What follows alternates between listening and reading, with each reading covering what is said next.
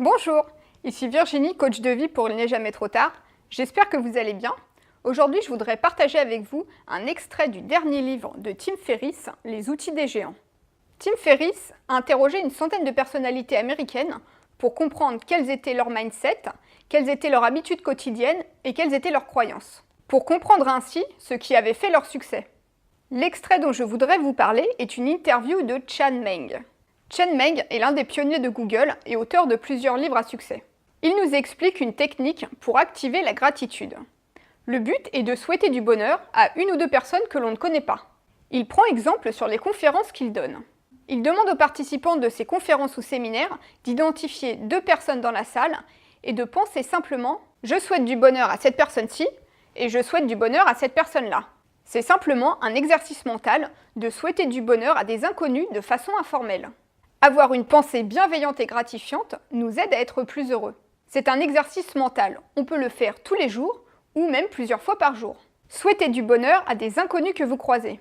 Je l'ai testé récemment de façon régulière, lorsque je croise des gens que je ne connais pas ou des personnes que je connais vaguement. Effectivement, le niveau de bonheur et de bienveillance monte. On se sent plus détendu et plus dans l'amour de son prochain.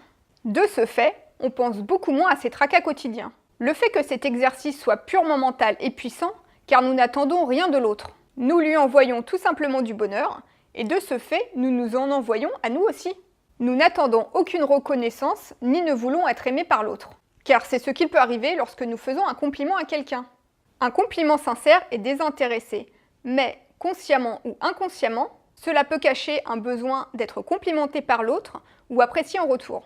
Ce principe de bonté bienveillante est beaucoup plus intéressant que d'exprimer sa bienveillance envers autrui, car c'est un exercice caché et interne. Nous n'attendons rien en retour, juste envoyer de l'amour et des pensées positives à nos semblables.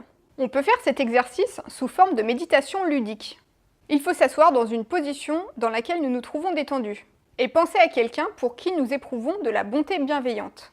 Il faut lui souhaiter du bonheur et se concentrer sur la joie que nous éprouvons en lui envoyant ce bonheur, jusqu'à ce que ce sentiment disparaisse, puis recommencer en changeant de personne. Cette méditation est simple à appliquer, et pour une fois, nous ne nous concentrons pas sur nous, notre esprit, notre corps ou notre respiration, mais sur une tierce personne en lui souhaitant d'être heureuse. Le but est de se concentrer sur la joie que nous procure cette sensation jusqu'à ce qu'elle disparaisse. Cette méditation a un immense pouvoir car en plus de ressentir de la joie et de l'amour, nous activons le sentiment de gratitude et nous détournons notre attention de nous car nous sommes dans l'altruisme en nous faisant du bien. J'espère que cela vous a donné envie d'exercer votre bonté bienveillante. En attendant, n'oubliez pas de vous abonner à la chaîne Il n'est jamais trop tard coaching et de mettre un pouce bleu si la vidéo vous a plu. Je vous dis à très bientôt et merci pour votre attention.